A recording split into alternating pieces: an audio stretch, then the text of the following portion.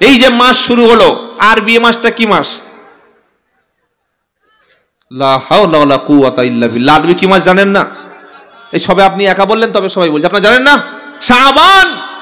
শাবান মাস হচ্ছে রমজানের প্রিপারেশন নেওয়ার মাস, প্রস্তুতি নেওয়ার মাস। আলহামদুলিল্লাহ বলেন। শাবানের পরে রমজান। শাবান মাসের খালি একটাই ফজিলত আজকের শুনে যান।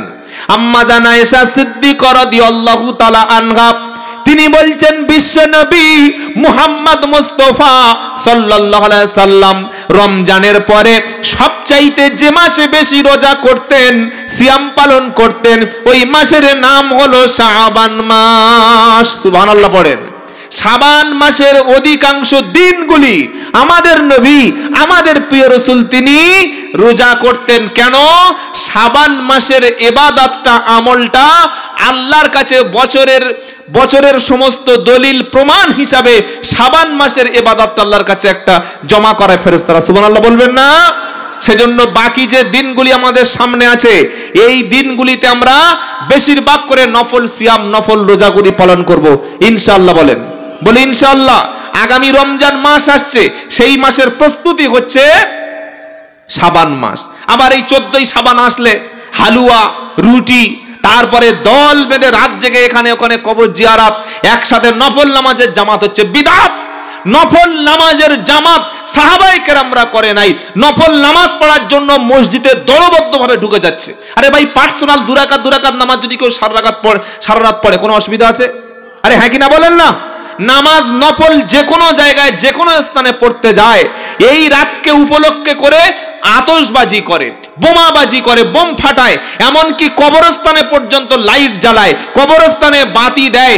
এবং কিছু মুসলমান আছে নামাজ, কোরআন তেলাওয়াত, তাসবিহ, তাওবা, ইস্তেগফার সব বাদ দিয়ে সারা রাত রুটি, সারা রাত হালুয়া এগুলো করে, খায় আর বিতরণ করে। বলছে আমাদের রুহু বাড়িতে আসবে, তারা একেবারে খালি পেটে যাবে কিছু না খেয়ে। মুসলমানের আকীদা দেখেন, মুসলমানের আকীদা দেখেন, নামাজ পড়ে না।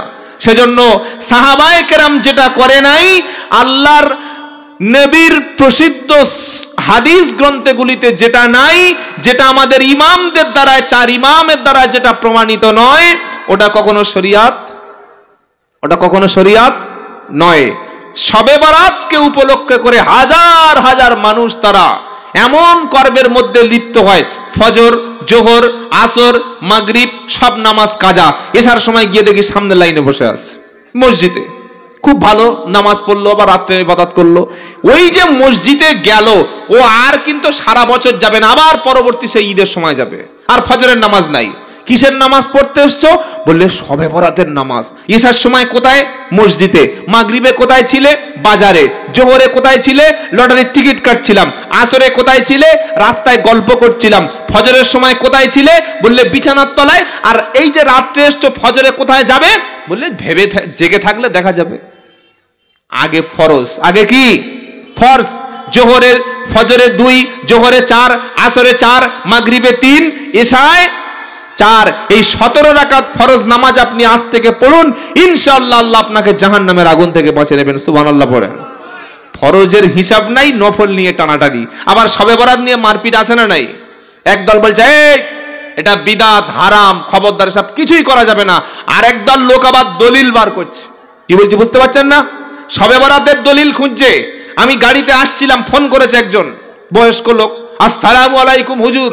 তখন আমি ওই বাগনানটা পার হচ্ছি। বাগনান জানেন না আপনারা? কোলাঘাটের আগে। ওয়ালাইকুম আসসালাম। বলছে ফোন করে, হুজুর নবী নূরের না মাটির?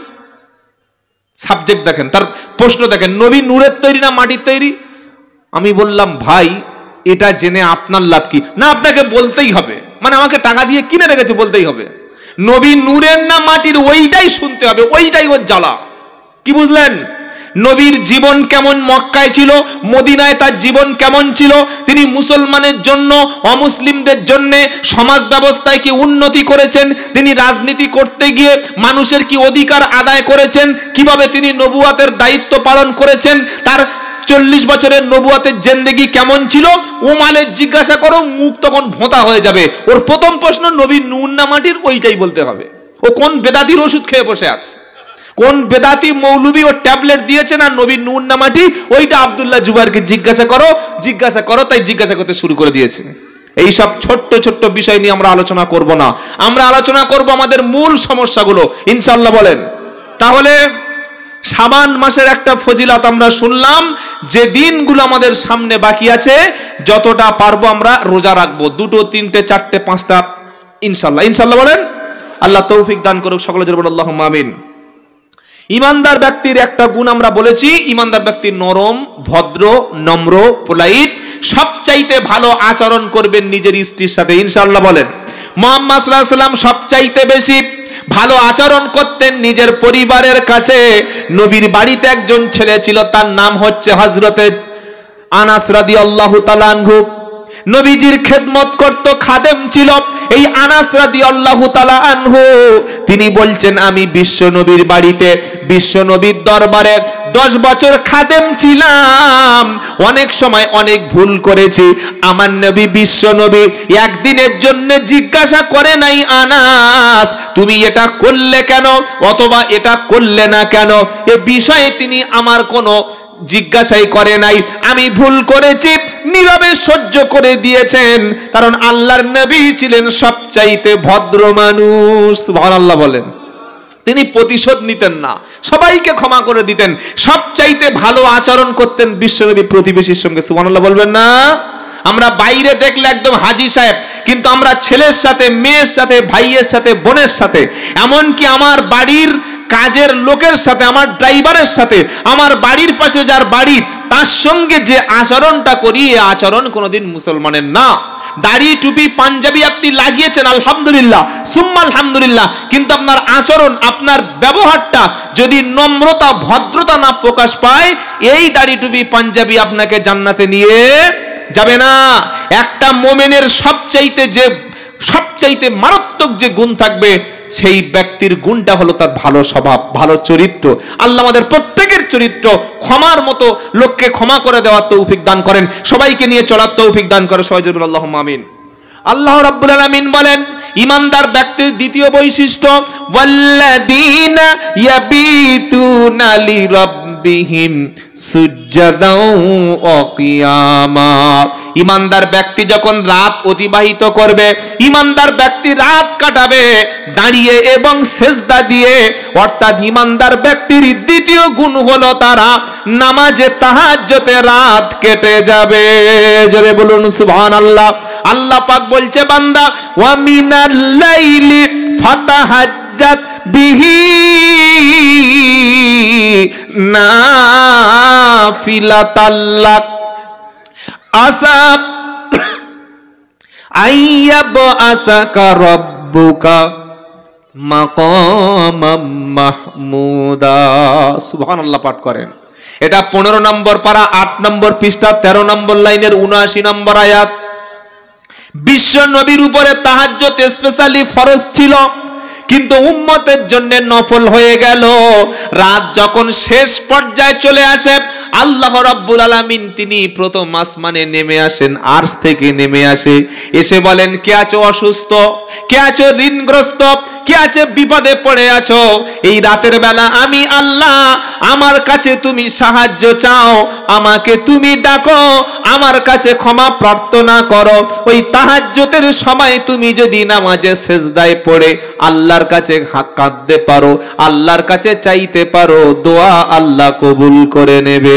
জোরে বলুন সুবহানাল্লাহ। আল্লাহ পাক বলছেন, দুনিয়ায় কাঁদার জন্য আমি আল্লাহ, রাত যখন গভীর হবে, ইমানদার খাঁটি ব্যক্তির তখন ঘুমটা অটোমেটিক ভেঙে যাবে।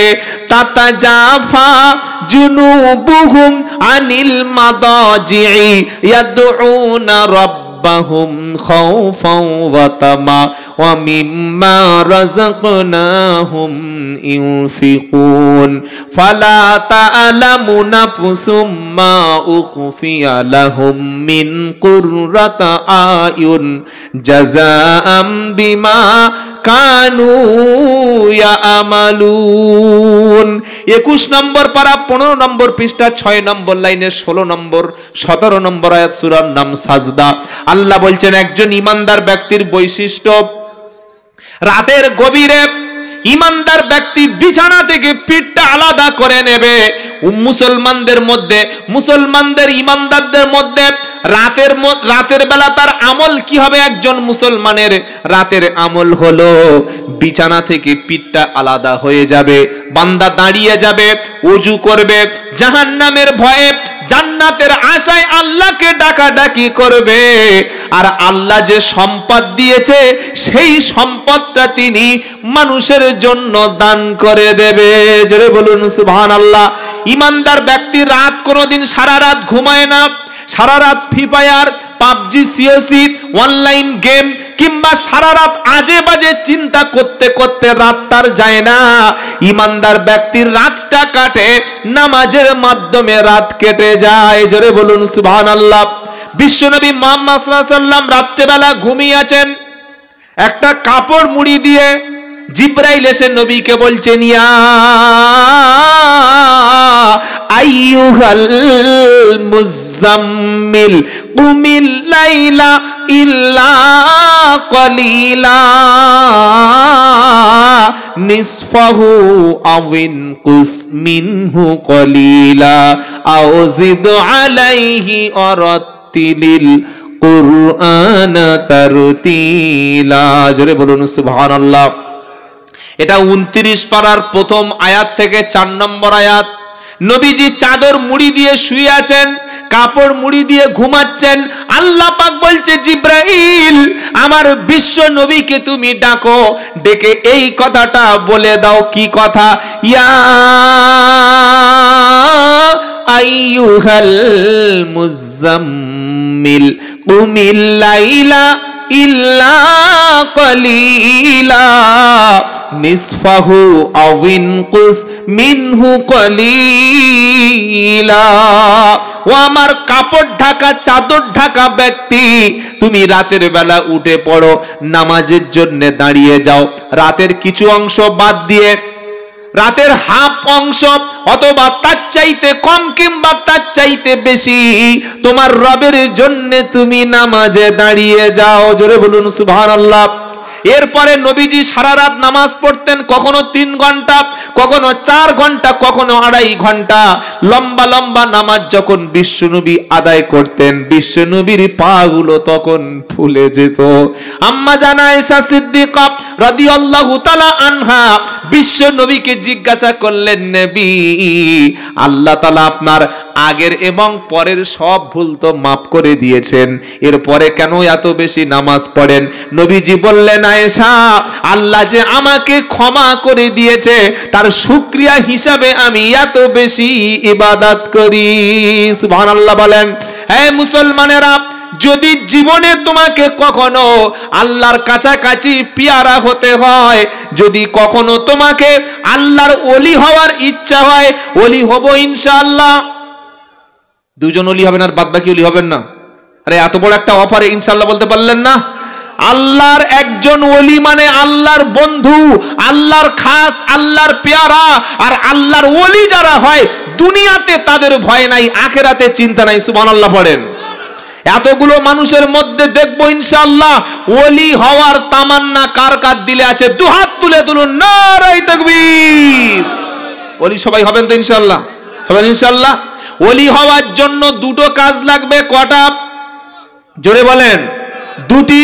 পারা নাম্বার 11, পৃষ্ঠা নাম্বার 15, লাইন নাম্বার 1, আয়াত নাম্বার 62, সূরার নাম ইউনুস। আল্লাহ বলছে, আলা ইন্না আউলিয়া আল্লাহি লা খাউফুন আলাইহিম ওয়ালা হুম ইয়াহজানুন। জেনে রাখো, নিশ্চয়ই আমার বন্ধু যারা, আমার ওলি হবে যারা, দুনিয়াতে তাদের ভয় নাই, আর আখেরাতে আমার ওলিদের জন্য কোনো চিন্তা নাই। জোরে বলুন সুবহানাল্লাহ।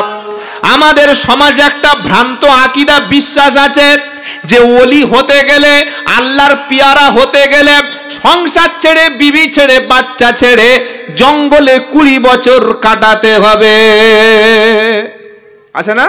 আছে কি নাই? আমাদের অনেকের বিশ্বাস। সেদিন একটা হুজুরের বক্তব্য শুনছি, তিনি বলছেন যে আমার পীর সাহেব কি করে ওলি হয়েছে।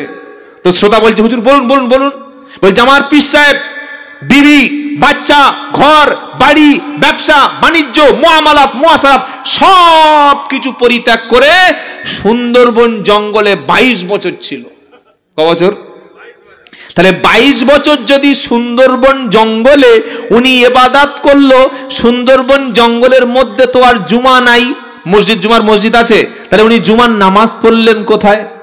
কি গো? আর জামাতে নামাজ পড়া ওয়াজিব, উনি কি সুন্দরবন জঙ্গলে বাগের ইমামতি করতেন? এইসব ভণ্ডামি বলছে, আর লোক মনে করছে ওরে বাবা ওলি হতে গেলে তাহলে জঙ্গলে কাটাতে হয়। ইসলামে কোনো সন্ন্যাসীর ব্যবস্থা নাই, ইসলামে বৈরাগ্যবাদ নাই। বিবি ছেড়ে দিলাম, বাচ্চা ছেড়ে দিলাম, সংসার ছেড়ে দিলাম, সব কিছু ছেড়ে দিয়ে সোজা চলে গেলাম অ্যামাজন জঙ্গলে, সোজা চলে গেলাম সুন্দরবন জঙ্গলে অথবা আফ্রিকা জঙ্গলে চলে গিয়ে 22-23 বছর গোসল নাই, খাওয়া নাই, ঘুম নাই, রাত জেগে জেগে গোপ কাটে নাই, দাড়ি কাটে নাই, বগলের পশম কাটে নাই, একদম কুম্ভ মেলার সাধুদের মতো মাথা থেকে পা পর্যন্ত খালি চুল আর চুল। কি বুঝলেন? বাড়ি ফিরে এসছে, বললে পীর হয়ে গেছে। বললে কেন? বললে আরে গোপ থেকে পীর চিনতে পারছো না? আরে গোপ দেখো, উপরের সাইজ যদি এই হয়, আসলে গোপনের সিক্রেট মালগুলো কি হয়েছে আল্লাহই জানে। কি বুঝলেন? এটা কোনোদিন ওলি হওয়ার নিদর্শন না। ওলি হওয়ার জন্য জঙ্গলে যাওয়ার প্রয়োজন নাই ভাই। ওলি হওয়ার জন্য 22 বছর জঙ্গলে গিয়ে তোমাকে শুকিয়ে দড়ি হওয়ার সিস্টেম নাই। ওলি হওয়ার জন্যে তোমার বিবি, বাচ্চা, আত্মীয় স্বজন সবার সঙ্গে তুমি থাকো, এর ফাঁকে নামাজ পড়ো, কোরআন পড়ো, দান সদকা করো, দাওয়াত ও তাবলীগের পবিত্র মেহনত করো, মানুষের কাছে দ্বীন ইসলাম পৌঁছে দাও, সবার সঙ্গে ঘুরে থেকে খেয়ে সংসারের পাল্লায় পড়ে সংসার করে এর অতিরিক্ত সময় তুমি নফল পড়ো, মাঝে মাঝে তুমি অতিরিক্ত দান সদকা করো, সবার সঙ্গে মিলে মিশে আল্লাহর স্মরণ করো, তার নাম তুমি ওলি। বলুন সুবহানাল্লাহ। কি বুঝতে পারলেন? এবার ওলি হওয়ার জন্য দুটো গুণ লাগবে। কটা? আল্লাহ রাব্বুল আলামিন বলেন, আল্লাযীনা আমানু ওয়া কানু ইয়াত্তাকুন, যারা আমার বন্ধু তাদের মধ্যে দুটো গুণ লাগবে, একটা হলো ঈমান, একটা কি? জোরে বলেন। ওলি হওয়ার জন্য প্রথম লাগবে কি? ঈমান। 2 নম্বর লাগবে পরেশগারিতা, তাকওয়া, খোদাভীরু। আল্লাযীনা আমানু ওয়া কানু ইয়াত্তাকুন, যারা আল্লাহর উপরে পরিপূর্ণ ঈমান আনে এবং আল্লাহকে দেখে সবচাইতে বেশি ভয় করে, যারা আল্লাহর ওলি বান্দা হলো তারা। জোরে বলুন সুবহানাল্লাহ। তাহলে ওলি হওয়ার জন্য কাজ কটা? 20 বছর জঙ্গলে, 22 বছর গোসল ছাড়া, এগুলো না। আল্লাহ বলছেন আল্লাযীনা আমানু ওয়া কানু ইয়াত্তাকুন। প্রথম হলো আল্লাহর উপরে পরিপূর্ণ ঈমান, আর 2 নম্বর হলো আল্লাহর দেখে ভয়। সুবহানাল্লাহ পড়েন। ভয় কার দেখে? আল্লাহর উপরে ঈমান আর আল্লাহর দেখে ভয় করলে সে কি হবে? ওলি হবে। বললে হুজুর ওলি তো হয়ে গেলাম, আমার জন্য খুশির সংবাদ কি? কোরআন শোনাচ্ছে, লাহুমুল বুশরা ফিল হায়াতিদ দুনিয়া ওয়া ফিল আখিরা লা তাবদীলা লিকালিমাতিল্লাহ যালিকা হুয়াল ফাউজুল আযীম। বলুন সুবহানাল্লাহ। আল্লাহ বলল দুনিয়ায় তার জন্য সুসংবাদ, আখিরাতেও ঈমানদার ওলির জন্য সুসংবাদ। সুবহানাল্লাহ পড়েন। আল্লাহর উপরে পরিপূর্ণ ঈমান আর আল্লাহর দেখে ভয় করে দুনিয়াতে ওলি হয়ে কবরে যাওয়ার তৌফিক আল্লাহ দান করে। সকলে জোরে বলুন আল্লাহুম্মা আমিন। তাহলে ঈমানদারদের বৈশিষ্ট্য কি বলেছি? রাতের শেষ অংশে তাহাজ্জুদের প্র্যাকটিস করা করব ইনশাআল্লাহ। বললে হুজুর ফরজ নামাজ পড়ার সময় নাই আর তাহাজ্জুদ কি গো বাবাজিরা? যারা আমরা জলসা শুনতে আসি, আমার সোনার টুকরা যুবক ভাইয়েরা, অধিকাংশ মানুষ নামাজ কাজা করে। আবার জলসা দেয় যারা, কমিটির মধ্যে অনেকেই নামাজ পড়ে না। আর আমরা বক্তা যারা, আমাদের জন্য বেশিরভাগ নামাজ মাপ থাকে, তাই তো নাকি? এটা যেন না হয়। নামাজ একজন ব্যক্তি যখন সাবালক হলো, পুরুষ আর নারী যেদিন অ্যাডাল্ট হলো, সাবালক হলো, সেখান থেকে মৃত্যু পর্যন্ত নামাজ মাপ নাই।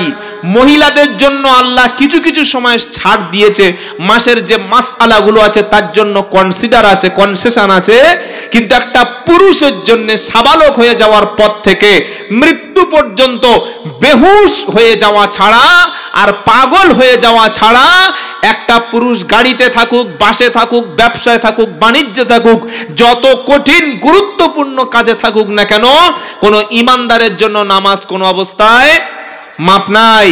দিনে 5 বার আমরা ফরজ নামাজ পড়ব, আর আল্লাহর কাছাকাছি হওয়ার জন্য রাতের বেলা শেষ রাত্রে আমরা ঘুমটা ভেঙে গেলে তাহাজ্জুদের নামাজে আমরা চক্ষু ভিজাবো আল্লাহর জন্য, ইনশাআল্লাহ বলেন।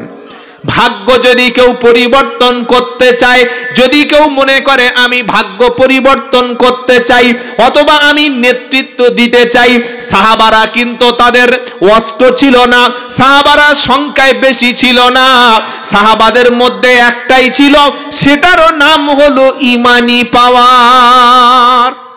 কিসের পাওয়ার? আজ মুসলমানদের সংখ্যা প্রায় 200 কোটি। সারা পৃথিবীতে 57টা মুসলিম রাষ্ট্রের মধ্যে 200 কোটি মুসলমান, আর ইসরায়েলের ইহুদিদের সংখ্যা হলো মাত্র 80 থেকে 90 লাখ। অথচ এই 80-90 লাখ ইহুদি ফিলিস্তিন, লেবানন ধ্বংস করে দিয়ে শেষ করে দিয়েছে, আর 200 কোটি মুসলমান আকাশের দিকে তাকিয়ে আছি, কবে আল্লাহ আবাবিল পাখি পাঠাবে। কি বলছি বুঝতে পারছেন না? তারা আজকের সফলতা করছে, সফলতা অর্জন করছে কেন? শিক্ষা দিয়ে, তাদের সভ্যতা দিয়ে। তারা ধর্মের দিক থেকে ইহুদিরা আর যাই হোক, তারা তো লানতপ্রাপ্ত, ধ্বংসপ্রাপ্ত, গজবপ্রাপ্ত জাতি, কিন্তু তাদের ধর্মের গুরুরা, তাদের ধর্মীয় মাস্টার যারা, তারা যে নির্দেশ দেয় ইহুদিরা, প্রত্যেক ইহুদিটা অক্ষরে অক্ষরে তারা সেটাই পালন করে। আর মুসলমান আলেম ওলামা, মুফতি সাহেবরা জলসা মজলিসে, কোরআনের মজলিসে আমরা মানুষদেরকে যখন সুদের কথা নিষেধ করি, মদ খেতে নিষেধ করি, হারাম কাজ করতে নিষেধ করি, জেনা ব্যভিচার করতে নিষেধ করি, তখন বলে ওসব মৌলবীদের জন্য, আমাদের জন্য না। কি বললেন? তখন আলেম ওলামা আমাদের কথাটা বুড়ো আঙ্গুল দেখিয়ে চলে যায়। কিন্তু ইহুদির মধ্যে গোটা পৃথিবীতে মদের যত রকমের স্পন্সর আছে, মদকে বাজারজাত করার জন্য যত সিস্টেম আছে, প্রত্যেকটা সিস্টেম তৈরি করে ইহুদিরা, অথচ ইহুদিদের মধ্যে একটাও মাতাল পাবেন না। কি বলছে বুঝতে পারছেন না? এই যে 2টো বাচ্চা নাও, ছেলে হোক আর মেয়ে হোক, একটার বেশি না, এই স্লোগানটা ইহুদি ইসরায়েলের স্লোগান। তাদের লবিস্ট, তাদের লবি হলো এই ইহুদি লবি কাজ করে যে ছেলে হোক আর মেয়ে হোক যেন একটার বেশি না হয়। তারা গোটা পৃথিবীতে এই সংস্কৃতি আমদানি করেছে। অথচ আপনি কাল সকালেই যদি ইসরায়েলে চলে যান, প্রত্যেকটা ইহুদির মধ্যে দেখবেন 8টা, 10টা, 12টা, 14টা বাচ্চা। কি বলছে বুঝতে পারছেন না? তারা এটাই দিয়েছে। তারা মানুষকে শিখিয়েছে জুয়া খেলো। এই যে আমাদের সরকার বিক্রি করে ডিয়ার লটারি, এ তো সরকারি লটারি। এই লটারির টাকা সরকার উপার্জন করে। পৃথিবীর জমিনে লটারিকে সারা পৃথিবীতে ছয়লাভ করে দেওয়ার জন্য, মানুষকে ধ্বংস করে দেওয়ার জন্য, মুসলমানদের ঈমান বরবাদ করে দেওয়ার জন্য সবাই যেন জুয়া লটারি নিয়ে ব্যস্ত থাকে। এটা যত রকম ভাবে আমদানি করা যায় সব ইসরায়েল বসে বসে করছে। অথচ একটা ইহুদি কিন্তু তারা লটারির টিকিট কাটে না। তারা লটারি জুয়া বলতে তাদের মধ্যে নাই। তারা মদও খায় না, তারা কোনোদিন সুদের ব্যবসাই করে না। অথচ আজকের আপনি সমাজের যে সেক্টরে যাবেন সুদ ছাড়া কিচ্ছু নাই। একটা মোবাইল কিনবেন, সেখানে ইন্টারেস্ট দিয়ে কিনতে হচ্ছে। একটা বাইক কিনবেন, সেখানে আপনার লাগবে ইন্স্যুরেন্স লাগবে। আপনি 4 হুইলার্স কিনবেন, সেখানে আপনার সুদ লাগবে। আপনি একটা জমি দলিল করতে যাবেন, সেখানে সুদের সঙ্গে, যেখানে যাবেন সেখানে সুদ। এমনকি বাড়ির মুসলিম মহিলারাও সুদের সঙ্গে যুক্ত হয়ে গেছে। গিয়েছে কি যায় নাই? এই যে বন্ধন মহিলা সমিতির নামে আমার মুসলিম বোনগুলি বেপর্দা হয়ে হারামখোর অফিসারের সঙ্গে সুদের লেনদেন করছে, যে বন্ধন বা লোন করছে, সম্পূর্ণ সুস্পষ্ট সুদ এবং হারাম। এই কাজগুলি সারা পৃথিবীতে ছড়িয়েছে ইহুদিরা। তারা বুঝিয়েছে যে তোমার অর্থনীতি চাঙ্গা করতে হলে সুদ ছাড়া বিকল্প নাই। আর ইসলাম শিখিয়েছে যাকাত দিলেই আল্লাহ তোমার অর্থে বরকত দেবে। বলুন সুবহানাল্লাহ। শুধু মুসলমানরাই যদি যাকাত দিত, বিশ্বের মুসলমানদের একটাও ভিক্ষুক থাকার কথা না, বিশ্বের কোন মুসলমান মূর্খ থাকার কথা না, বিশ্বের কোন মুসলমান অন্য জাতির কাছে হাত পাততে হতো না। খালি ধনী ব্যক্তি, ধনী লোকগুলি, ধনী দেশগুলি যদি যাকাত দিত, অধিকাংশ মুসলমান যাকাত দেয় না। কিন্তু ইহুদিরা তারা মানুষকে তারা মানুষকে ভালো কাজ খারাপ কাজ করতে নিষেধ করে, অথচ সেই কাজগুলি তারা সমাজে পাপের আড়ত করে দিয়েছে, কিন্তু তারা করে না। এত নিকৃষ্ট গজবের জাতি। আমরা যদি আমাদের ভাগ্য পরিবর্তন করতে চাই, আপনার জন্য কেউ কাঁদবে না, আপনার জন্য পার্লামেন্টে কোনো দল লড়বে না। আমি আব্দুল্লাহ জুবায়ের বলছি, শোনো, তোমাকে নিজেকে সচেতন হতে হবে, তোমার হাতে বই তুলে নিতে হবে, শিক্ষার উপরে তোমাকে বেশি অগ্রাধিকার দিতে হবে। আজকের বিশ্বে তুমি তাকিয়ে দেখো, বিশ্বের মুসলমানরা সবচাইতে বেশি খরচ করে ঘর বানানোর পিছনে। আয়াত সামনে আসছে, আমি আলোচনা করব। আর আমেরিকা, ইহুদি, তারা বড় বড় university, doctor, master, engineer, barrister, সারা পৃথিবী শাসন করার জন্য বড় বড় বিশ্ববিদ্যালয় তৈরি করছে। কেমব্রিজ, অক্সফোর্ড, হার্ভার্ড, এরকম বড় বড় বিশ্বের নামকরা বিশ্ববিদ্যালয় তৈরি করছে টাকা দিয়ে। আর মুসলমানরা বুরুজ খলিফা তৈরি করছে, 150 তলা তৈরি করছে। করছে কি করে না? করছে না? মুসলিম দেশগুলিতে বড় বিশ্ববিদ্যালয় পাবেন না। মুসলিম দেশগুলিতে সে চিন্তা ভাবনা থেকে সরে এসছে। এখন কি চিন্তা ভাবনা? খালি ঘর বানাও, বিল্ডিং বানাও, খাওয়া দাওয়ার ফুর্তি করো। আল্লাহ হেফাজত করুক। যদি আপনাকে বাঁচতে হয়, মাথা তুলে দাঁড়াতে হয়, দিনের বেলা আল্লাহর দিনের জন্য দায়ী বেনে যেতে হবে, পরিশ্রম করতে হবে। দিনের বেলা লাগবে ঘাম, আর রাতের বেলা লাগবে চোখের জল। কি বলেছি মনে থাকবে? রাতের বেলা আল্লাহ চোখের জল যে জাতি রাতের বেলা সেজদায় ফেলে, দিনের বেলা রক্ত ফেলে, ঘাম ফেলে, সেই জাতিকে আল্লাহ তাআলা নেতৃত্ব হাতে তুলে দেবেন। জোরে বলুন সুবহানাল্লাহ। আর আপনি যদি ঘুমিয়ে ঘুমিয়ে কাটিয়ে যান, আপনার জীবনে কোনো উন্নতি হবে না। আল্লাহ আমাদের রাতের তাহাজ্জুদের নামাজে ঈমানদারের যে বৈশিষ্ট্য সেটা পালন করার তৌফিক দান। জোরে বলুন আল্লাহুম্মা আমিন। ঈমানদারের 3 নম্বর বৈশিষ্ট্য হলো ওয়াল্লাযীনা ইনফিকুনা। আল্লাহ পাক বলেন আল্লাযীনা লাম ইনফিকু ওয়া লাম ইয়াসআল আল্লাযীনা ইযা আনফাকু লাম ইসরিফু ওয়া লাম ইয়াকতুরু ওয়া কানা বাইনা যালিকা কাওয়ামা। বলুন আল্লাহু আকবার। ঈমানদারের দুটো গুণ বলেছি, মনে আছে তো? একটা নম্রতা, ভদ্রতা, নরম হবে। আর 2 নম্বর, ঈমানদারের রাতের শেষ অংশটা ঘুমিয়ে কাটায় না। কিস কার জন্য কাটায়? আল্লাহর জন্য। কোন নামাজে? ঘুম যদি না আসে গভীর রাতে, ঘুম যদি না আসে গভীর রাতে, প্রভুর প্রেমে জাগো তাহাজ্জুদে। সুবহানাল্লাহ পড়বেন না? রাতের বেলা টেনশন, ডিপ্রেশন, বিড়ি খাচ্ছেন, সিগারেট খাচ্ছেন, আপনি ড্রিঙ্ক করছেন, ভাবছেন নেশা কেটে যাবে, এতে নেশা কাটবে না। কি বলছেন কবি? ঘুম যদি না আসে গভীর রাতে, প্রভুর প্রেমে জাগো তাহাজ্জুদে। সুবহানাল্লাহ পড়েন। ঘুম যদি না আসে গভীর রাতে, প্রভুর প্রেমে জাগো কোরআন হাতে। ঘুম যদি না আসে গভীর রাতে, প্রভুর প্রেমে জাগো তাসবিহ হাতে। পশু পাখি গাছ গাছালি, পশু পাখি গাছ গাছালি, প্রভুর প্রেমে জেগে করে মিতালি। মানুষ হয়ে তুমি কেন আজো আছো ওগো তুমি ঘুমে মেতে। ঘুম যদি না আসে গভীর রাতে, প্রভুর প্রেমে জাগো তাহাজ্জুদে। ইনশাআল্লাহ বলেন। রিলেশন যদি করতে হয় কার সঙ্গে করব? নামাজের সাথে। নামাজের মাধ্যমে আল্লাহর সাথে ঠকতে হবে না ইনশাআল্লাহ। আল্লাহ আমাদের যুবকদেরকে নামাজি বানিয়ে দিক। সকলে বলুন আল্লাহুম্মা আমিন। আজকের যে সূরা থেকে আমরা আলোচনা করব, যে বিষয়ের উপরে আমি যতটুকু স্টাডি করেছি, মুতালা করেছি, এই বিষয়টির নাম হলো, সূরাটির নাম হলো সূরাতুল ফুরকান। কি নাম বললাম? সূরাতুল ফুরকান। পবিত্র কোরআনের একটু সংক্ষিপ্ত আমরা ডিটেলস জেনে নেই।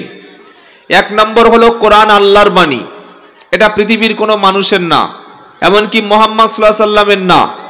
মুহাম্মদ সাল্লাম যদি কোরআনের মধ্যে কিছু নতুন দিয়ে দিতেন, পারা নাম্বার 29, সূরার নাম হাক্কা। আল্লাহ বলছেন ওয়ালাউ তাকাওয়ালা আলাইনা বা'দাল আকাওয়িল, আমার নবী নিজের থেকে মন গড়া কথা, বানোয়াট কথা তৈরি করে যদি কোরআনের মধ্যে চালিয়ে দিত, লা আখাযনা মিনহু বিল ইয়ামিন, আমি মুহাম্মদ সাল্লাল্লাহু আলাইহি সাল্লামের ডান হাতকে চেপে ধরতাম, সুম্মা লা কাতাআনা মিনহুল ওয়াতিন, মুহাম্মদ সাল্লামের কণ্ঠকে, তার ধমনীকে, শিরাকে আমি টেনে ছিঁড়ে ফেলে দিতাম। ফামা মিনকুম মিন আহাদিন আনহু হাজিজিন, আমার হাত থেকে তোমরা নবীকে কেউ বাঁচাতে পারতে না। সুতরাং কোরআনে যা কিছু দেখতে পান, যা কিছু লেখা আছে, যা কিছু আছে কোরআনের মধ্যে, সব বাণীটুকু একমাত্র শুধুমাত্র, জোরে বলুন সকলে, কার? আল্লাহর বাণী। দ্বিতীয় হলো, কোরআন পৃথিবীতে কোনোদিন মুছে দেওয়া সম্ভব নয়। অনেক ব্যক্তি চেষ্টা করেছে কোরআনকে মুছে ফেলার জন্য, কোরআনের দাওয়াত শেষ করে দেওয়ার জন্যে, কোরআনের মেসেজ যাতে শেয়ার না হয়, কোরআন যাতে মানুষ শুনতে না পায়, তার জন্য মক্কার আবু জাহাল, আবু লাহাব, উতবা, সাইবা, মুগিরা, কুরাইশরা দিন রাত চক্রান্ত করেছে। যতই বেশি তারা চক্রান্ত করেছে, ততই বেশি আল্লাহ তাআলা কোরআন সারা পৃথিবীতে পৌঁছে দিয়েছে। সুবহানাল্লাহ বলেন। এজন্য কোরআনকে কেউ কোনোদিন শেষ করতে পারবে না, এটা আল্লাহর বাণী। আর এর দায়িত্ব নিয়েছেন আল্লাহ। পারা নাম্বার 14, পৃষ্ঠা নাম্বার 1, লাইন নাম্বার 6, আয়াত নাম্বার 9, সূরার নাম হিজর। আল্লাহ বলছেন ইন্না নাহনু নাযালনা যিকরা ওয়া ইন্না লাহু লাহাফিজুন, নিশ্চয়ই কোরআন নাজিল করেছি আমি আল্লাহ, আর এটাকে হেফাজতের দায়িত্ব নিয়েছি স্বয়ং আমি আল্লাহ। সুবহানাল্লাহ পড়বেন না? যে কোরআনের আলোচনা শুরু করব, তার আগে কোরআনের আরেকটা পরিচয় হলো, কোরআনের মধ্যে কোনো ভুল নাই, কোরআনের মধ্যে কোনো মিস রেফারেন্স অথবা মিস কোনো ইনফরমেশন কোরআন কোনোদিন দেয় না। কোরআন যেটা বলবে ওটাই এস্টাবলিশড, ওটা হাজার হাজার বছর যুগ চলে যাবে, ওটা কোনোদিন পরিবর্তন হবে না। যালিকাল কিতাবু লা রাইবা ফি, সূরা বাকারার প্রথম আয়াত। আপনি কোরআন খুললেই পাবেন আল্লাহ বললেন ওই সেই কিতাব যার মধ্যে কোনো সন্দেহ নাই, ভুল নাই, বৈপরীত্য নাই, পরস্পর বিরোধী নাই, যা কিছু আছে সবটুকুই সঠিক এবং নির্ভুল নির্ভেজাল। সুবহানাল্লাহ বলেন।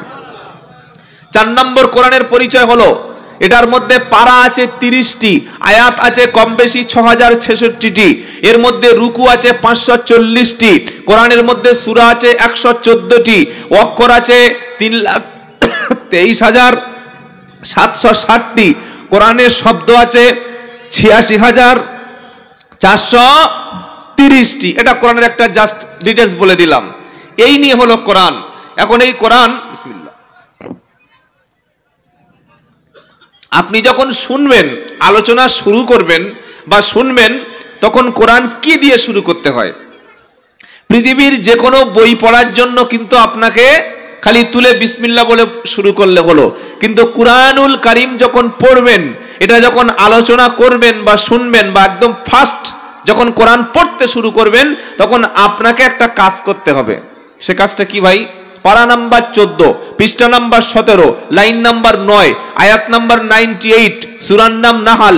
ফাইদা ক্বরাআতাল কুরআন ফাসতাঈদ বিল্লাহি মিনাশ শাইতানির রাজিম। আল্লাহ পাক বলছেন, যখন তুমি কুরআনুল কারীম তেলাওয়াত করতে শুরু করবে, তোমার প্রথমে কাজ হলো আল্লাহর কাছে শয়তানের হাত থেকে আশ্রয় চেয়ে নাও, পানাহ চেয়ে নাও আল্লাহর কাছে। কারণ শয়তান সবচাইতে বেশি অখুশি হয়, বিরোধিতা করে, শত্রুতা করে, দুশ্মনী করে, মানুষকে এই জায়গায় বাধা দেয়, সেটা কুরআনুল কারীমের আলোচনার সময়। কি বললাম বুঝতে পেরেছেন? তাহলে আলোচনার সূরা আপনাদের বলে নিলাম, সূরাটির নাম কি বলেছি? সূরাতুল, কথা বলে না, সূরাতুল ফুরকান। আবার সকলে বলেন সূরাতুল ফুরকান। এই সূরা ফুরকানের নামকরণটা কেন হলো? ফুরকান শব্দের অর্থ হলো সত্য এবং মিথ্যার পার্থক্যকারী। সুবহানাল্লাহ পড়েন। সত্য এবং মিথ্যার পার্থক্যকারী। সত্য এবং মিথ্যার, সত্য এবং মিথ্যার পার্থক্যকারী। যে কিতাব মানুষকে সত্য আর মিথ্যা পার্থক্য করে দেয়, ওই কিতাবের নাম কি? যদি বলেন জোরে বলেন, ফুরকন। কি নাম? আমরা অনেকে মনে করি কোরআন মানে কোরআন। কোরআনের প্রচুর নাম আছে। যেমন একটা নাম হলো শিফা। এই শিফা কেন বলা হয়? এটা হলো সমস্ত রোগের ওষুধ। আপনি আপনার সন্তানকে সূরা ফাতিহা পড়ে পানিতে ফুঁ দিয়ে আপনার সন্তানকে যদি ফুঁ দিয়ে দেন, ওই সন্তানের অসুস্থতাকে মুক্তি দেবেন কে? আল্লাহ। এজন্য সূরাতুশ শিফা, কোরআনকে বলা হয় শিফা। 2 নম্বর, কোরআনের একটা নাম হচ্ছে হুদা। কি নাম বললাম? হুদা। কেন হুদা? যেহেতু কোরআন মানুষকে সহজ সরল রাস্তা, জান্নাতের রাস্তা দেখিয়ে দেয়। সুবহানাল্লাহ বলেন। আল্লাহ রাব্বুল আলামিন বলেন, ইন্না হাদাল কুরআনা ইয়াহদি লিল্লাতী হিয়া আকওয়াম। 15 নম্বর পারা 9 নম্বর আয়াত 2 নম্বর পৃষ্ঠা 2 নম্বর লাইন, সূরা বানী ইসরাইল। নিশ্চয়ই এই কোরআন মানুষকে সহজ সরল সঠিক রাস্তা দেখিয়ে দেয়। ওই রাস্তাটা হলো জান্নাতের রাস্তা। সুবহানাল্লাহ। এজন্য কোরআনের নাম হলো হুদা। কোরআনের আরেকটা নাম হচ্ছে জিকির। কি নাম বললাম? জিক্র। কোরআনের আরেকটা নাম হলো, কোরআনের নাম হলো কিতাব। দালিকাল কিতাবু লা রাইবা ফি। কোরআনের আরেকটি নাম হচ্ছে নূর। এটার নাম কি? নূর, আলো। কারণ যার কাছে কোরআন আছে, যার কাছে আল্লাহর বাণী আছে, সেই ব্যক্তি আলো পেয়ে গেছে, সঠিক জিনিস পেয়ে গেছে। আর আলো যার কাছে আছে, সে কখনো অন্ধকারে আছাড় খাবে না। আলো যার কাছে আছে, সে অন্ধকার গহ্বরে কোনোদিন পড়বে না। যে জাতির কাছে কোরআন থাকে, তারা কখনো ভুল কাজ, ভুল কথা, ভুল ব্যবহার কোনো মানুষের সাথে করবে না। আলহামদুলিল্লাহ বলেন। তো যে সূরাটির নামকরণ আল্লাহ তাআলা করেছেন, ওই সূরাটির নাম হলো সূরাতুল ফুরকন। কি বললাম? সূরা ফুরকন। এই সূরা ফুরকনের মধ্যে আল্লাহ সুবহানাহু ওয়া তাআলা যে আলোচনা তিনি করছেন, সূরা ফুরকনের 64 নম্বর আয়াত থেকে আল্লাহ তাআলা আলোচনা শুরু করব ইনশাআল্লাহ তাআলা। সূরা ফুরকনের 64 নম্বর আয়াতে আল্লাহ তাআলা একজন ঈমানদার ব্যক্তি, একজন মুমিন ব্যক্তি, একজন খাঁটি আল্লাহর বান্দা, তার মধ্যে কি কি গুণগুলো থাকবে সেগুলো আল্লাহ তাআলা আলোচনা করেছেন। সুবহানাল্লাহ বলেন। কি আলোচনা বলেছি মনে আছে আপনাদের? মনে আছে? একজন ঈমানদার বান্দা, একজন আল্লাহর বান্দা, একজন ইবাদুর রহমান, রহমানের বান্দা, তার মধ্যে কি কি গুণ, কোয়ালিটি, বৈশিষ্ট্য থাকবে, সেই কথাগুলি সূরা ফুরকনের 64 নম্বর আয়াত থেকে 8-10টা আয়াতের মধ্যে আল্লাহ তাআলা একজন ঈমানদার বা একজন মুমিন বা একজন খাঁটি বান্দার বৈশিষ্ট্যগুলি তিনি আলোচনা করেছেন। সুবহানাল্লাহ বলবেন না? তাহলে আমরা কার আলোচনা শুনবো? খাঁটি ঈমানদার বান্দার, একজন ইবাদুর রহমান আল্লাহর বান্দার আলোচনা শুনবো ইনশাআল্লাহ বলেন। সকলে ইনশাআল্লাহ বলেন। চলুন আলোচনা শুরু করি। পড়ুন আমার সাথে। আউযু বিল্লাহি মিনাশ শাইতানির রাজিম। বিসমিল্লাহির রহমানির রহিম। বিতাড়িত মারদুদ শয়তানের হাত থেকে বাঁচার জন্যে আল্লাহর কাছে পানাহ চাই। পরম করুণাময় আল্লাহর নামে শুরু করছি, যিনি রহমান, যিনি রহিম। সুবহানাল্লাহ। আল্লাহর দুটো গুণবাচক নাম। তিনি রহমান, তিনি কি? কথা বলে না কোনো কমিটি আপনাদের কথা বলতে নিষেধ করে দিয়েছে, তাই তো নাকি? আমি যে কথাটা বলছি, যদি রেসপন্স না দেন, ফিডব্যাক না আসে, রিপ্লাই না আসে, জবাব না আসে, উত্তর না পাই, তার মানে আমি বুঝবো যে আমি আপনাদের বোঝাতে ব্যর্থ। আর দ্বিতীয়, যদি আপনারা চুপচাপ থাকেন, তাহলে বুঝবো যে আপনারা আমার কথা হয়তো বুঝতে পারছেন না। আর 3 নম্বরে একটা আছে, ওটা বলবো, ওটা হচ্ছে বোবা। ভাই কেমন আছো? বাড়ি কোথায়? হাঁ করে তাকিয়ে আছে, তো বোবার লক্ষণ, বাজে জিনিস। তো আমি যেটা জিজ্ঞাসা করবো একদম সাথে সাথে উত্তর দেবেন ইনশাআল্লাহ বলেন। মাঝে মাঝে সুবহানাল্লাহ বলবেন, আলহামদুলিল্লাহ বলবেন, যেগুলো বলার বলবেন, আর যেগুলো প্রশ্ন করব সঙ্গে সঙ্গে উত্তর দেবেন ইনশাআল্লাহ। বলেন। আল্লাহ দুটো গুণবাচক নাম, একটা হলো রহমান আর একটা হলো রহিম। একটা রহমান আর একটা রহিম। তো সেই আল্লাহর নামে শুরু করছে। আল্লাহ পাক বলছেন একজন ইমানদার মুমিনের প্রথম কি গুণ থাকবে? দাড়ি, টুপি, পাঞ্জাবি, জুব্বা, হজ, জাকাত, কুরবানি, সালাম, মেসওয়াক, আতর, খুশবু, সুন্নাত না। একজন ইমানদারের মধ্যে প্রথম যে গুণটা থাকবে সেটা কি? আল্লাহ বলছেন ওয়া ইবাদুর রহমানিল্লাযীনা ইয়ামশুনা আলাল আরদি হাউনা ওয়া ইদা খাতাবাহুমুল জাহিলুনা ক্বালু সালামা। সুবহানাল্লাহ পড়েন। আল্লাহ পাক বলছেন আমার বান্দা, রহমানের বান্দা হলো তারা, আল্লাহর খাঁটি বান্দা হলো তারা, তারা জমিনে যখন চলাফেরা করবে তারা শান্তভাবে, নম্রভাবে, ভদ্রভাবে, ডিসিপ্লিন মেনটেন করে জমিনে চলবে। ইমানদার ব্যক্তির মধ্যে থাকবে নম্রতা এবং ভদ্রতা। সুবহানাল্লাহ পড়েন। ইমানদারের মধ্যে প্রথম কোয়ালিটি যেটা সবচাইতে মারাত্মক গুণ থাকবে সেটা হচ্ছে নরম, সফট, ভদ্র, পোলাইট। ইমানদার ব্যক্তি কখনো অভদ্র আচরণ করে না। ইমানদার সব সময় ভদ্র হয়। ইমানদার কোনোদিন অশালীন কথাবার্তা, অশালীন কাজ করব, তার ব্যবহার, রাস্তা থেকে যখন চলবে তার স্টাইলটা, তার তরিকাটা সম্পূর্ণ নম্র এবং ভদ্র হবে। একজন মানুষ দেখলেই বুঝতে পারবে ইনি একজন ইমানদার ব্যক্তি। সুবহানাল্লাহ বলেন। কারণ গরম বা অহংকার এটা মানুষের স্বভাব। কাইফা তাকফুরুনা বিল্লাহি ওয়া কুনতুম আমওয়াতান ফাআহইয়াকুম সুম্মা ইউমীতুকুম সুম্মা ইহয়ীকুম সুম্মা ইলাইহি তুরজাউন। প্রথম পারা সূরা বাকারার মধ্যে আল্লাহ বলছেন বান্দা তুমি তোমার আল্লাহকে কিভাবে অস্বীকার করছো, কিসের গরম দেখাচ্ছ, কিসের অহংকার দেখাচ্ছ?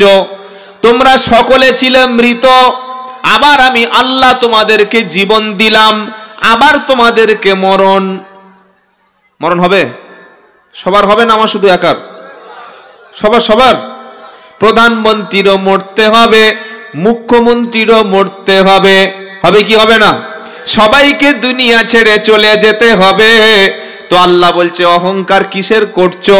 আমরা যখন কোনো মানুষকে দাফন করতে যাই তখন একটাই কথা আমাদের মাথায় চলে আসে, মিনহা খালাকনাকুম ওয়া ফিহা নুঈদুকুম ওয়া মিনহা নুখরিজুকুম তারাতান।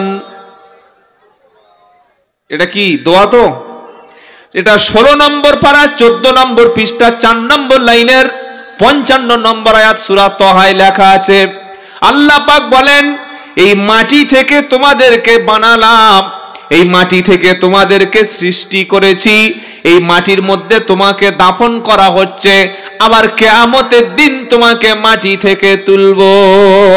যত অহংকার, যত গর্ব, যা কিছু সব মাটির মধ্যে শেষ হয়ে যাবে, কিচ্ছু থাকবে না ভাই। এজন্য একজন মুমিনের মধ্যে প্রথম যে গুণটা সেটা অহংকার মুক্ত জীবনযাপন। সুবহানাল্লাহ পড়েন। আল্লাহ পাক আরো বলছেন তুমি কিসের অহংকার করছো? ওয়াল্লাহু আখরাজাকুম মিন বুতুনি উম্মাহাতিকুম লা তা'লামুনা শাইয়্যা।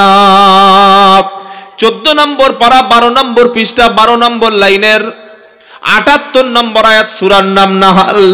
আল্লাহ বলছেন দুনিয়াতে এসে তুমি শিক্ষার অহংকার দেখাচ্ছ, ভাষার অহংকার দেখাচ্ছ, একটু ইংলিশ কথা বলতে পারো অথবা ইন্টারন্যাশনাল ল্যাঙ্গুয়েজ তুমি তোমার স্পোকিংটা ইংলিশে হয়ে গেছে, তাই তাই তুমি মানুষকে ঘৃণা করছো। তুমি একটা ডিগ্রি নিয়েছো, graduation, MA, double MA, MCom, BCom, অথবা কোন একটা হাইলি এডুকেটেড হয়ে তুমি মানুষকে তুচ্ছ তাচ্ছিল্য মনে করছো, অথচ তোমার মায়ের পেটের মধ্য থেকে আমি আল্লাহ তোমাকে দুনিয়াতে যখন বার করে আনলাম, লা তালামুনা শাইআ, তখন তুমি কিছুই জানতে না। সুবহানাল্লাহ পড়েন। যেদিন আমরা পৃথিবীতে এসেছিলাম, না জানতাম আরবি, না জানতাম বাংলা, না জানতাম ইংলিশ, না আমার কোনো ভাষা ছিল না, আমার কোনো ল্যাঙ্গুয়েজ ছিল না, আমার কোনো রকমের কোনো শব্দই ছিল না, খালি মা বা মা বলে কেঁদেছি। একটা এমন ভাষা বলেছি যেটা পৃথিবীর কেউ বোঝে না। কি গো, ওই ভাষাটাই ছিল আমার জন্মের পরে। তাই আল্লাহ তাআলা বলছেন, তুমি এখন লেখাপড়া শিখে জ্ঞান অর্জন করে, শিক্ষা অর্জন করে তুমি অহংকার করো না। একটা স্কুলের হেডমাস্টার, তিনি স্কুল থেকে ছুটি দিয়েছে, বাচ্চাদের বাড়ি চলে যাবেন। এই যে চৌমাথাটা কি হোসনাবাদ না কি জানো, হোসনাবাদ চৌমাথা বাস স্ট্যান্ড, ওখানে গিয়ে একজন টোটো দাঁড়িয়ে আছে, উনি যাবেন মেদিনীপুর টাউনে বা আপনার ওই ব্রিজের কাছে যাবে। তখন স্কুলের মাস্টার, যিনি হেডমাস্টার যিনি ছিলেন, তার বয়স হলো প্রায় 42, আর যিনি রিক্সা বা টোটো বা অটো নিয়ে দাঁড়িয়ে আছেন তার বয়স 65+। তাহলে বড়কে বয়সের দিক থেকে রিক্সাওয়ালা, টোটোওয়ালা। এখন এই যে হেডমাস্টার বলছে, এই টোটো, এই রিক্সা, এই এদিকে এদিকে। এবার টোটো চলে এসছে, জানে 10 টাকা 5 টাকা যা হয়। কি গো, হ্যাঁ। তো এসে বলছে, স্যার কিছু বলবেন? আরে কোথায় যাবি? বলে আপনি কোথায় যাবেন? বলে আমি যাবো ওই ব্রিজের কাছে। বলে চল।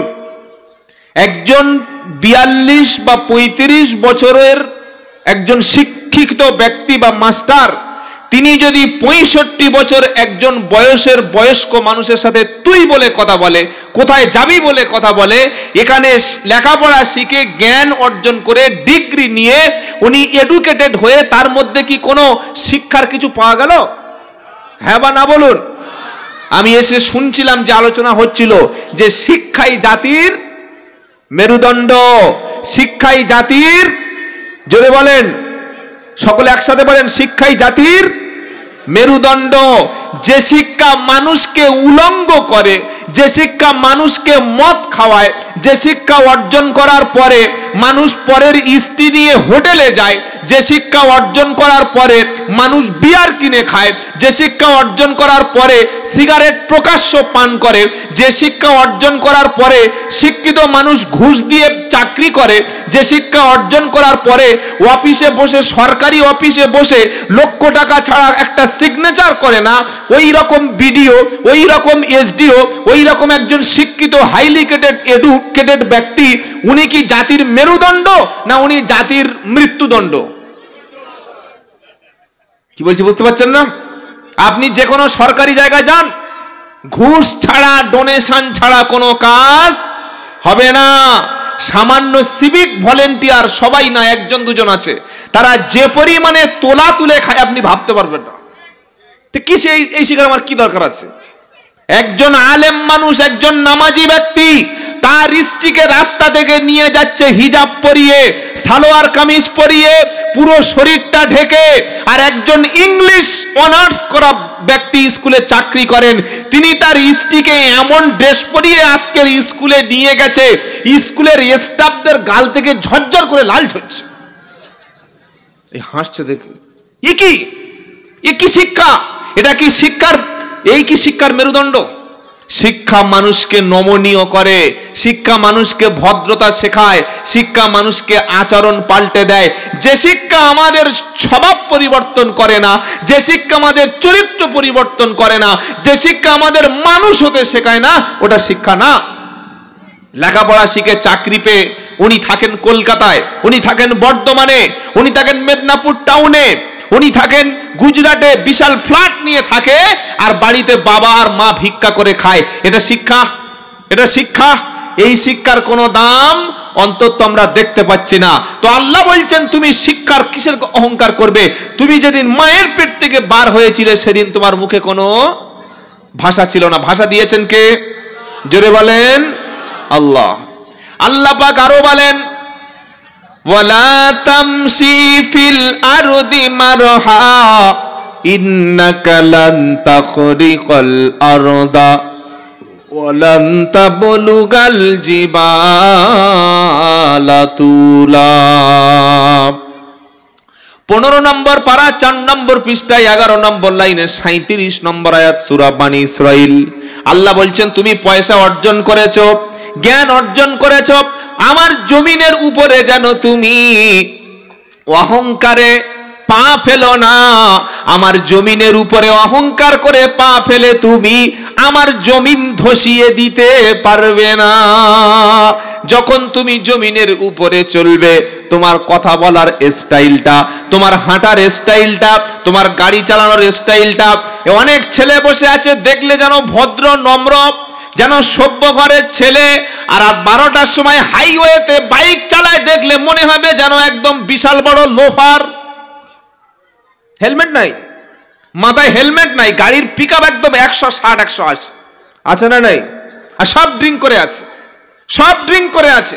ওদের দেখলে আপনি গাড়ি নিয়ে সাইড হয়ে যেতে হবে যে এরা কারা, এরা কি ফেরেশতা আসছে নাকি অন্য জিন টিন এসে যাচ্ছে, এমন ভাবে বাইক চালাচ্ছে।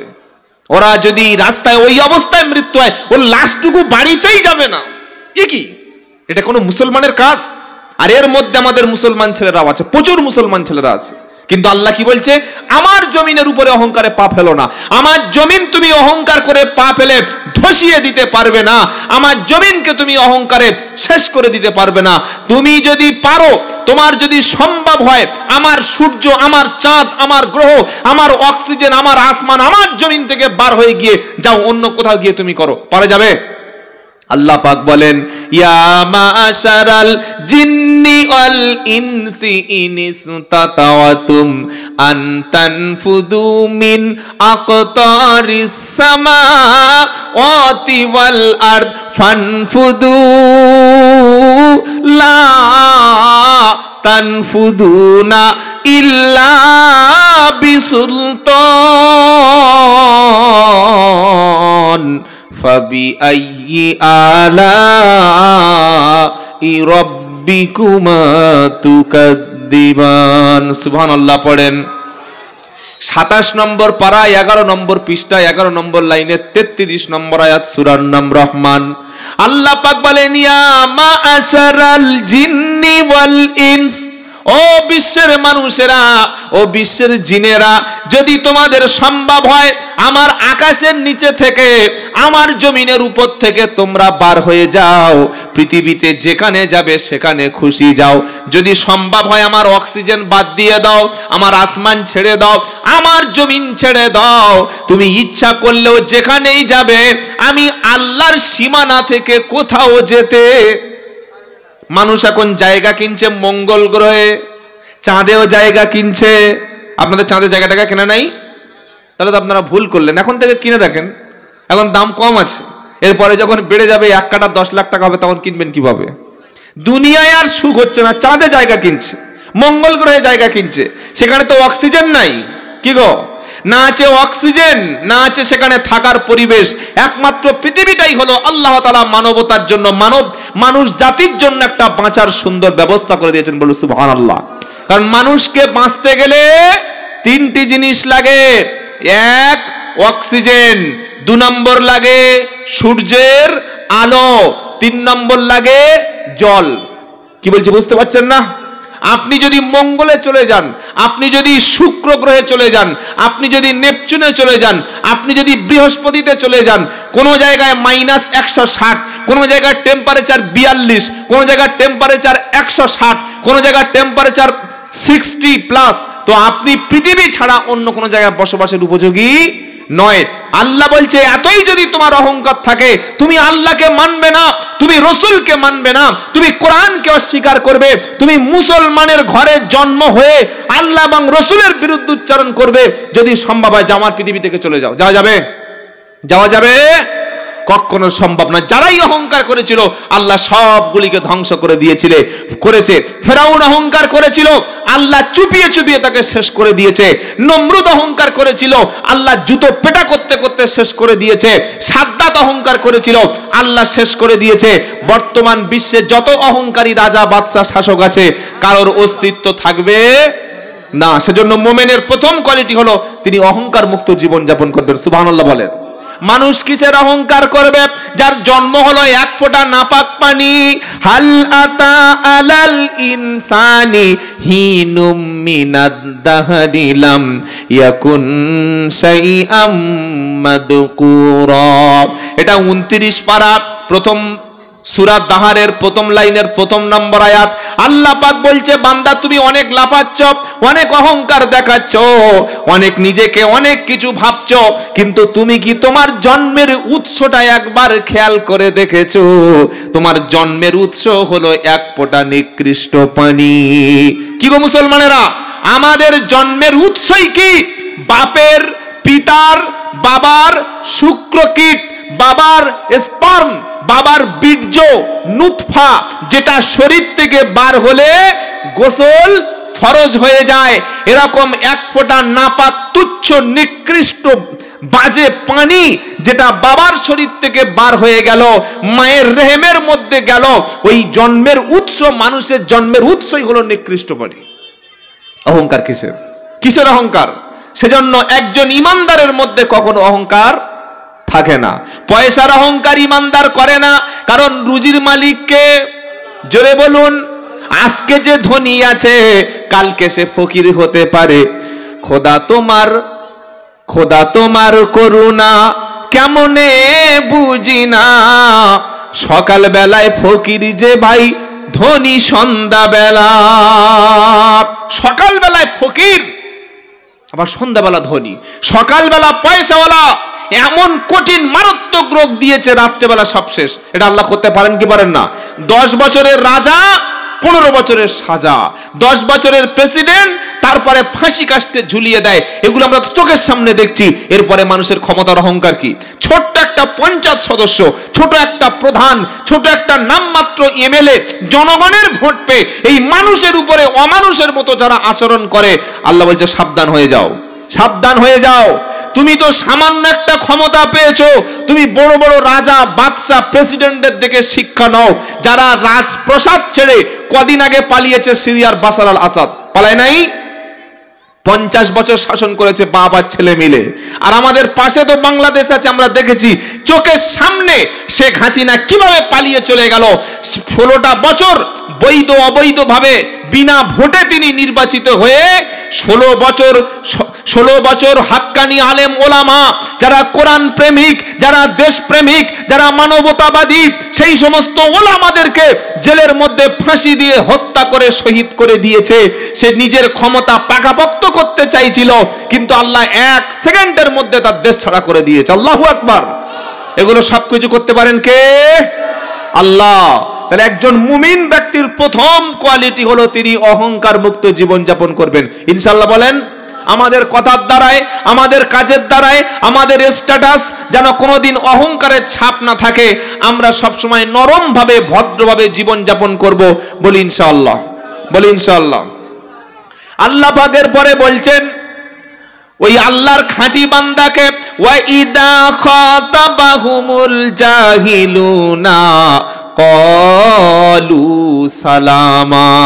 ইমানদার ব্যক্তির প্রথম গুণ বলেছি, সে নম্র হবে, ভদ্র হবে, কথাবার্তা, চালচলন, আচরণে তার মধ্যে অহংকারের কোনো লেশ থাকবে না। আর মূর্খ ব্যক্তি যখন তার সঙ্গে কোনো মত বিনিময় করতে চাইবে, ইমানদার ব্যক্তি মূর্খের সঙ্গে কখনো তর্কে জড়ায়। ওয়া ইদা খাতাবাহুমুল জাহিলুনা ক্বালু সালামা। ইমানদার ব্যক্তির সঙ্গে কোন মূর্খ ব্যক্তির দেখা হলে, মূর্খ ব্যক্তি তার সঙ্গে যদি কিছু বলতে চায়, ইমানদার মুমিন ব্যক্তি বলবে ক্বালু সালামা, সালামু আলাইকুম ভাই, আজকের হাতে সময় নাই, সময় থাকলে অন্য সময় আলোচনা হবে, মনে থাকবে ইনশাআল্লাহ। মনে থাকবে। কারণ জ্ঞানী ব্যক্তি কথা বলে কম, ভাবে বেশি, পড়াশোনা করে বেশি, উত্তর দেয় কম। আর মূর্খদের প্রথম স্বভাব হলো যেখানে সেখানে কথা বলা, যে কোনো জায়গাটা করে কমেন্টস করে বসে থাকবে, কিচ্ছু বোঝে না, আন্দাজে কথা বলে দিয়েছে। চায়ের দোকানে বসে বসে মসজিদের নামাজ নে, ইমাম সাহেবের সমালোচনা চায়ের দোকানে আছে না নাই? আছে না নাই? কিচ্ছু জানে না, ইসলামের হর্ষই জানে না, কোরআনের ক জানে না, হাদিসের হ জানে না, চায়ের দোকানে বসে বসে আলেমদের সমালোচনা করছে। তো ভাই এত যদি তুমি বেশি বোঝো তা মসজিদে মাগরিবের নামাজটা পড়িয়ে দাও দেখি। বললেন না না না, ওসব আমি পারবো না, সমালোচনার দিক থেকে ফার্স্ট। অথচ আল্লাহর কি বক্তব্য? আল্লাহ পাক বলেন ওয়ালা তাকফু মা লাইসা লাকা বিহি ইলম ইন্নাস সামআ ওয়াল বাসারা ওয়াল ফুআদা কুল্লু উলাইকা কানা আনহু মাসউলা। এটা 15 নম্বর পারা 4 নম্বর পৃষ্ঠা 6 নম্বর লাইন সূরা বানী ইসরাঈলের মধ্যে পেয়ে যাবেন। আল্লাহ বলছেন যে বিষয়ে তোমার জ্ঞান নাই, যে বিষয়ে তোমার কোনো নলেজ নাই, যে বিষয়ে তোমার কোনো ধারণা নাই, সে বিষয়ে যেন তুমি কোনো কথা বলবে না। কারণ ইন্নাস সামআ ওয়াল বাসারা ওয়াল ফুআদা কুল্লু উলাইকা কানা আনহু মাসউলা। তুমি কান দিয়ে যেটা শুনছো, চোখ দিয়ে যেটা তুমি দেখছো, অন্তর দিয়ে যেটা তুমি ভাবছো, সবকিছু বিষয়ে আল্লাহর কাছে জিজ্ঞাসা করা হবে। তাহলে মেদিনীপুরের ভাইয়েরা, হোসনাবাদের মুসলমানেরা, আজ থেকে একটা জিনিস আমরা শিখে নিলাম, যে বিষয়ে আমার জ্ঞান নাই সে বিষয়ে কোনো কথা বলবো না, ইনশাআল্লাহ। বলেন, একটা ডাক্তারকে যদি রাজনীতির বিষয়ে কোনো কথা বলতে দেয়া হয়, তিনি কি কিছু বলতে পারবে? পারবে না। একজন সায়েন্সের ছাত্রকে যদি তাকে ইঞ্জিনিয়ারের কোনো বিষয় তার কাছে প্রশ্ন করা হয়, এটা যেমন বোকামি, ঠিক যে বিষয়ে এক্সপার্ট না, যে বিষয়ে জ্ঞান রাখে না, সেই বিষয়ে সে যেন মুখ না খোলে, সে বিষয়ে যেন চুপ থাকে। আর যদি কোনো বিষয় আমাদের জানা না থাকে, আমরা কাদেরকে জিজ্ঞাসা করব? আল্লাহ রাব্বুল আলামিন বলেন ফাসআলু আহলান যিকর ইন কুনতুম লা তা'লামুন। যে বিষয়ে তোমার কোনো জ্ঞান নাই তাদেরকে জিজ্ঞাসা করো যাদেরকে আমি আল্লাহ জ্ঞান দান করেছি। বলুন সুবহানাল্লাহ। যদি কোনো বিষয় তুমি এক্সপার্ট না হও, তাহলে সে বিষয়ে কথা বলো না, তুমি তাদেরকে জিজ্ঞাসা করো যাদেরকে আমি আল্লাহ ইলম দিয়েছি, জ্ঞান দিয়েছি।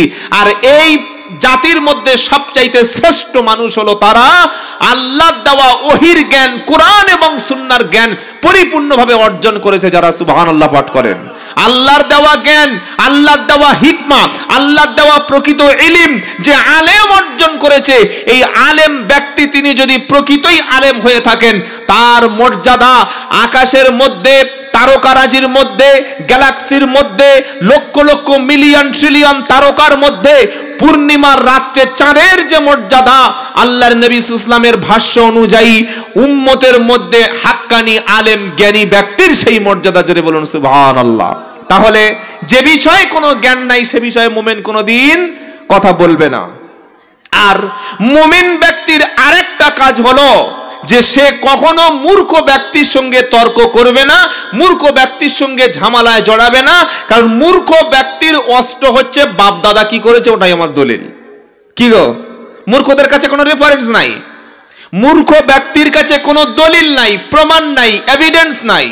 সে যখন কিছু করে, আল্লাহ পাক বলেন ওয়াইদা কিলা লাহুমুত্তাবিউ মা আনজালাল্লাহ ক্বালু বাল নাত্তাবিউ মা আলফাইনা আলাইহি আবাআনা আওয়ালাউ কানা আবাউহুম লা ইয়াকিলুনা শাইআন ওয়া লা ইয়াহতাদুন। 2 নম্বর পারা 4 নম্বর পৃষ্ঠায় 11 নম্বর লাইনের 171 নম্বর আয়াত সূরার নাম বাকারা। আল্লাহ পাক বলছেন মক্কার কুরাইশ গুলো, ওই মূর্খগুলো যাদের কাছে কোরআন হাদিসের ইলমের কোনো জ্ঞান ছিল না, নবী যখন বললেন আল্লাহ যেটা বলেছে সেটা তোমরা মেনে নাও, তখন তারা বলতে শুরু করলো আমাদের বাপ দাদা যেটা করেছে সেটাই আমরা করব। আজও বাংলার জমিনে প্রচুর মুসলমান আছে, প্রচুর মুসলমান আছে। আপনি কোরআন থেকে হাদিস থেকে দলিল দিয়ে নাম্বার দিয়ে রেফারেন্স সামনে ফেলে দেবেন, ওলামা কেরামরা বোঝাচ্ছে ভাই বাপ যা করেছে দাদা যা করেছে ওগুলো সবকিছু সঠিক না, সবকিছু অ্যাকসেপ্টেড না, সবকিছু ধর্ম হিসাবে মেনে নেওয়া যাবে না, ছেড়ে দাও, ওটা ভুল পদ্ধতি, ওটা ছেড়ে কোরআন সুন্নাহ মেনে নাও। তখন তারা কি যুক্তি দিচ্ছে? বাপ দাদা ভুল করেছে, আমার দাদু ভুল করেছে, তার বাপ ভুল করেছে, বলে কি বলে না? আবার এই একই কথা সূরা মায়েদায় বলছে ওয়া ইদা কিলা লাহুম তাআলাউ ইলা মা আনজালাল্লাহু ওয়া ইলার রাসূল ক্বালু হাসবুনা মা ওয়াজাদনা আলাইহি আবানা আওয়ালাউ কানা আবাউহুম লা ইয়ালামুনা শাইআন ওয়া লা ইয়াহতাদুন। 7 নম্বর পারা 4 নম্বর পৃষ্ঠায় 1 নম্বর লাইনের 104 নম্বর আয়াত সূরা মাইদা। আল্লাহ পাক বলছেন এই মূর্খদেরকে, এই কুরাইশদেরকে যখন বলা হয় আল্লাহ যা নাজিল করেছে, আল্লাহ রাসূল পাক সাল্লাল্লাহু আলাইহি সাল্লামের দিকে ফিরে এসো, সত্যের দিকে ফিরে এসো, আল্লাহ কি বলছে আল্লাহ রাসূল কি বলছে সেদিকে ফিরে এসো, তখন মূর্খরা কি রিপ্লাই দিত? তারা বলতো ক্বালু হাসবুনা, আমাদের জন্য সেটাই যথেষ্ট। কোনটা? মা ওয়াজাদনা আলাইহি আবানা, আমার বাপ দাদা 14 পুরুষ আমার পূর্বপুরুষেরা যেটা বলেছে যেটাই করেছে সেটাই আমাদের জন্য যথেষ্ট। কি গো মুসলমানেরা, আমাদের কাছে ওলামায়ে কেরাম কোরআন সুন্নাহ দিয়ে যদি কোনো সত্যটা আমাদের সামনে প্রকাশ করে, কোনো সত্য বিষয়ে যদি আমাদের কাছে উপস্থাপন করে, আমরা কোরআন সুন্নাহ মেনে নেব না বাপ দাদা যেটাই করে এসছে সেটাই মেনে নেব? জোরে বলেন। এখনো কিছু মুসলমান আছে যারা মাজারে যায়, মাজারে চাদর দেয়, কবরকে পাকা করে, কবরের উপরে গম্বুজ করে, কবরের সামনে ছাগল ছেড়ে দেয়, কবরের সামনে মুরগি দেয়, কবরের সামনে হাদিয়া দেয়, দিয়ে মনে করে কবরে যিনি আছেন তিনি আমার ভাগ্য পাল্টে দেবেন, এমনকি কবরকে সিজদা পর্যন্ত বানায়। আল্লাহর নবী বলছেন ওই ব্যক্তির উপরে লানত। বিশেষ করে মহিলারা, যদি কোনো মহিলা কবর জিয়ারত করে, কবরে আগরবাতি দেয়, কোন মাজারে চাদর দেয়, কোন মাজারে সিজদা করে, কোন মাজারকে ইবাদতের উৎস বানায়, আল্লাহর নবী বলছেন ওই মহিলার উপরে আল্লাহর অভিসম্পাদ, আল্লাহর গজব, যে মহিলাটা জিয়ারত করতে যায়। তবে আপনাদের আশেপাশে এলাকায় কোনো মাজার নাই, কবর টবর কেউ পূজা করে না, এগুলো না বলাই ভালো। কি আছে নাকি? আছে, আছে, কোথায় আছে? এগুলো করবেন না। কবর শুধুমাত্র জিয়ারাত করার জন্য। কিসের জন্য ভাই? এরকম না আওয়াজ দিয়ে বলুন, কিসের জন্য? জিয়ারাত। কবর দেখলে আসসালামু আলাইকুম ইয়া আহলাল কুবুর, দ্যাটস এনাফ। এরপরে আর কিচ্ছু নাই। সেখানে সেজদা, সেখানে মান্নত, সেখানে হাদিয়া দেওয়া, চাদর দেওয়া, সেখানে ইবাদতের জায়গা বানানো সম্পূর্ণ শিরক, সম্পূর্ণ হারাম। কবর শুধুমাত্র মরা লোকের ঘর, ওখানে কিছু নাই, তার দেওয়ার মতো কোনো ক্ষমতা নাই, তার উপকার করার মতো ক্ষমতা নাই। এটা আমাদের জেহেন সাফ করুন। যত বড় পীর সাহেব হোক, যত বড় আল্লাহর ওলি হোক, তিনি কবর থেকে শুয়ে বিশ্বের জমিনে কোনো মুসলমানের, কোনো মরা ব্যক্তির, কোনো জীবিত ব্যক্তির, কোনো অসুস্থ ব্যক্তির ভাগ্যের কোনো পরিবর্তন করতে পারে না। কবর থেকে শুয়ে যদি কোনো ব্যক্তির উপকার করতে পারত, তাহলে মাজারের কাছে বছরের পর বছর যারা ভিক্ষা করছে তাদের ভাগ্য পরিবর্তন হলো না কেন? তারাই ভিক্ষা করছে কেন? তারা খোঁড়া কেন? তারা নুলো কেন? তারা হ্যান্ডিক্যাপ কেন? কবর থেকে তো কয়েক বিলিয়ন ডলার তাদের অ্যাকাউন্টে ভরে দিলে হয়। কি বুঝলেন? আল্লাহ আমাদের কবর থেকে দূরে সরে থাকার তৌফিক দান করুন, মাজার থেকে দূরে সরে থাকার তৌফিক দান করুন। মুসলমানের সম্পর্ক হবে মসজিদের সাথে, মুসলমানের সম্পর্ক হবে আল্লাহর কোরআনের সাথে। মুসলমান কোন মাজার, কোন কবরে গিয়ে সাহায্য চাইবে না। মনে থাকবে ইনশাআল্লাহ। তাহলে মূর্খ ব্যক্তির যুক্তি কি? বাপ দাদা করেছে তাই করব, তাই তো? মূর্খ ব্যক্তির যুক্তি কোরআন না। মূর্খ ব্যক্তি কোনোদিন হাদিস থেকে রেফারেন্স নেয় না, আলেমদের কথাগুলো মূর্খরা মানে না, তাদের কাছে কোরআন সুন্নাহ দিয়ে বুঝিয়ে বলেন না বাপ দাদা করেছে।